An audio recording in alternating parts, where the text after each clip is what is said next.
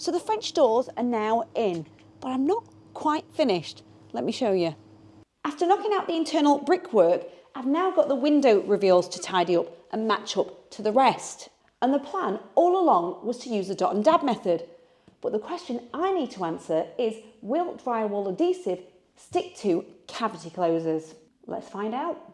Now, before I do that, first I had to make the decision whether I was going to keep these protruding bricks or not and have a step. And quite a few of you convinced me to have an oak step, especially as I need to build a step for outside anyway. But if I'm going to be using a nice piece of oak, it would have been best to have a continuous piece of damp-proof membrane under the sill that also reached to the internal bricks to prevent the oak from rotting from underneath. And the cavity closer that I'd put in was a little bit too shy. So to prevent a fight, I decided to cut down and slot a length of DPC underneath the sill and stick it down partially with adhesive, but the bricks were too dusty. No, I'm not keen. It's too dusty. So I had to remove that, brush it with SBR and leave it to dry before trying again.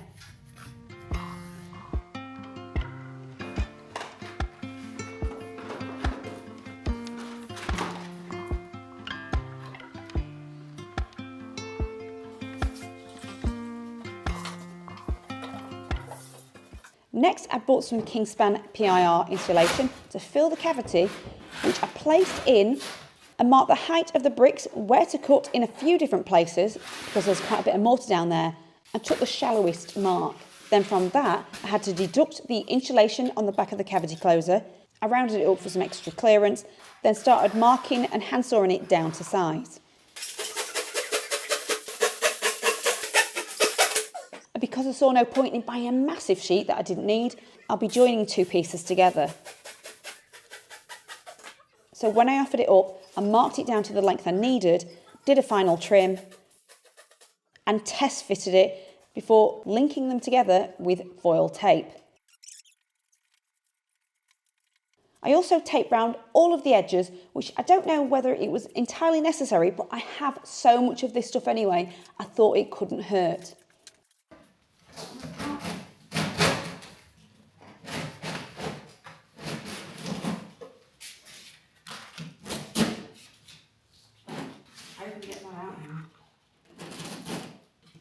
Plus I had offcuts, so I cut a couple of pieces down to size to slot in either side of the cavity.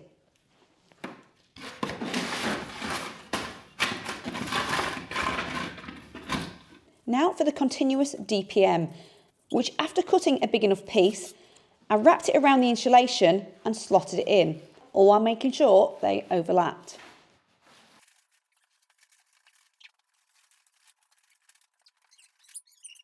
So then I had to trim the excess of the membrane down at the sides, because that was the other thing that was stopping the cavity closer going back in. This might be overkill, but I felt it was better safe than sorry. And I'll trim down the excess membrane closer to the time when I install the oak. But now for some dot and dab and cavity closer testing, which was encouraged by Ragabo Brown and the AIDEN-PROJECT, who weren't actually sure whether dot and dab would work in this situation. Sample 1 was my planned method, brushing SBR on the cavity closer first. Sample 2 is no SBR, just dot and dab. And sample 3, no SBR, but keying the cavity closer with 60 to 80 grit sandpaper. And for the test, I mixed a small batch of drywall adhesive and applied to my samples first and pressed them down on the back of a scrap piece of plasterboard. And I left those to dry for a few days near a radiator to speed things up. But while I waited, I cut my plasterboard pieces down to size. You can see in the background, I deducted the height with 2 plasterboard packers. That way they'd be off the floor and avoid absorbing moisture.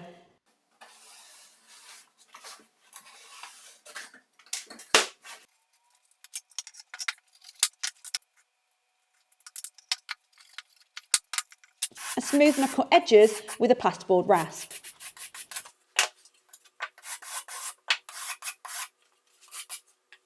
So it's been exactly 4 days since I made this little test sample to try and pull off.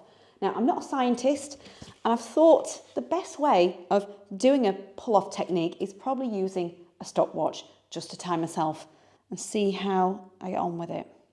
Now I know there's a couple of areas where I haven't put any dot and dab underneath, and those, when I pull, obviously they're a bit weak, so I'm going to try and avoid those and just do any areas where it is built up, because I'm not going to be leaving any gaps around the edges anyway. So we're going to start with the SBR one and see how quickly it takes me to take off. Start. Well, that was quite easy. Reset. Start. That was much quicker, much quicker. Right, I might end up going for foam at this rate. Start. Out of all of them, there was definitely more resistance here on the SBR. There wasn't a massive amount in it though. So after some disappointing results, where even using SBR created marginally better results, I now had to think about an alternative plan while I brushed SBR all over the cavity closer, the exposed breeze blocks and the surrounding paintwork so I could skim it later. Right, here's the plan. So I know I can't put drywall adhesive on the external bricks here because it could transfer moisture to the rest of it and then on the wall and I might get mould. So that area I'm going to apply some foam. But I know drywall adhesive definitely sticks on here, and I'll also put some foam here and along the bottom. I think because it's not going to be a massive area here, it's going to be sufficient enough. As soon as that was dry, I first mixed some drywall adhesive because I knew that wasn't going to dry as quick as the foam. Then started applying foam with my gun closest to the window and the external bricks. But I also decided to add a squiggle in the middle for good measure. Now I planned on leaving it for 5 minutes so it could go tacky, so I decided to put foam on the other side as well while I waited. But this is where things started to go wrong, because I thought I had plenty of time to do the other side too. There's such small areas. And in that time I added drywall adhesive to both sides. I got carried away, and more importantly, I didn't set a timer. And by the time I placed my first board on, the foam was no longer tacky. It already started to set. In fact, looking back at the footage, I was actually 10 minutes, not 5.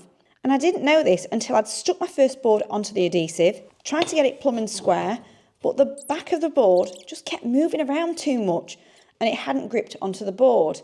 But obviously it was no good, so I had to scrape it all off and reapply it all over again. Luckily, this stuff was cheap, about £8 a can. But this time before applying, I made sure it was tacky, wearing a glove. I'll leave a useful video below by Keith at Rag & Bone Brown, who does use this method. And once I'd got it all plumb, then I could start working on cramming drywall adhesive in the gaps between the existing brickwork and the plasterboard, and smoothed over as best as I could with a trowel before leaving it to dry overnight. For skimming, I knew it would be hard to blend in my new dot and dab with the existing plaster to make it seamless. So I added some firmish drywall adhesive along the corners of the window reveals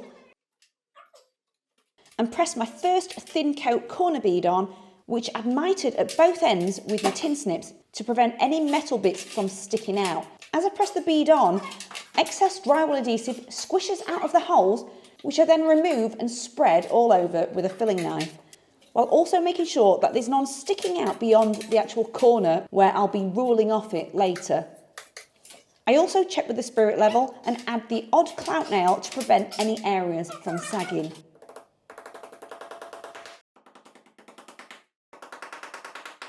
And do exactly the same for the two sides, making sure they were plumb, and left it to dry overnight because I'd ran out of time.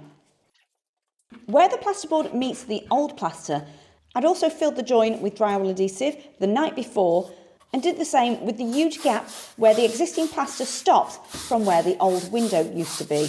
But because it had dried partially in places, I felt it was best to brush over with more SBR again. That way, when I come to apply scrim tape, it should adhere better to it, and later when the plaster's dried, it shouldn't crack. That's the theory anyway. So I think I'm pretty much ready for my first skim coat.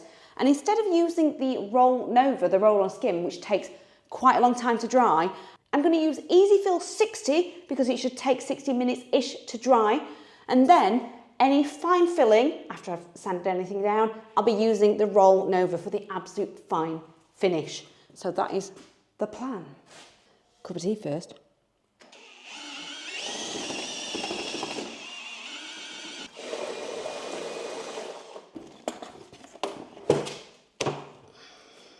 because Easy Fill dries a lot quicker than the Roll Over, I first just try and get a decent amount on with the trowel, working from window to corner bead while trying not to be too obsessively perfect and lose time. Well, as perfect as I can be anyway, which is easier said than done. Then I go back to the start and work my way down, ruling off the angle bead. And no, this isn't perfect yet. I'll come back to this later. Then I worked on the face above the window, and I found this area pretty straightforward, but the area I found most challenging was the top of the window reveal, which I had to keep opening and closing the doors just to get a better angle because they were in the way of my trowel. And by the time I'd given everything a first pass, which was maybe about an hour later, I could go back to the start and flatten it off with a wet trowel, which I must admit, doing this completely beats sanding down dry plaster. Then I give it a final wetter coat to fill any areas that I'd missed the first time round. And surprisingly, by doing this method and not leaving it to dry and fill later, this was possibly the best plaster job I'd ever done without using the Roll Over, which I felt only needed minimal sanding, apart from where I could have done better feathering and blending in with the existing plaster. But one area I wasn't happy with was where the old plaster still dipped towards the bottom of where the old window used to be on both sides. So because you can still see it's a bit wet, I didn't use SVR and I built this area up as best as I could.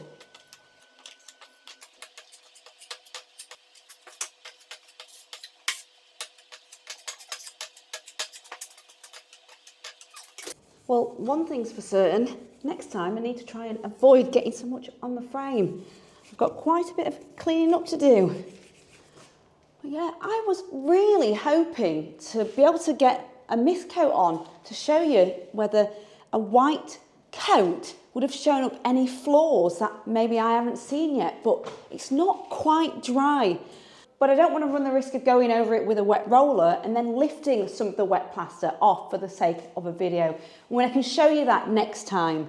And while I do show you painting around the French doors, we'll actually also be painting the whole living room and the dining room and the hall all the way round here, because we've got our paints already mixed up, waiting to get slapped on. And once the paint's on the wall, particularly here, we can get the TV on there and start working on laying the flooring and try to get this place cosy once and for all. We're almost there. We've got the heating. The dog loves to lay in front of the fire. But considering I didn't use the Roll Over once for this, I just went straight for the Easy Fill 60, I'm so impressed with how I managed to flatten it off and get it all smooth. But yeah, time will tell once we've got the paint on. But I think my confidence is growing on every plastering job that this house has thrown at me. But obviously I had a near miss when I was going to use dot and dab straight onto the cavity closers, and it was Aiden and Keith that made me question whether it was a good idea or not. But if you've had success with this before, let me know, and if you do anything differently, let me know in the comments, and hopefully I'll see you soon. Thanks for watching. Bye.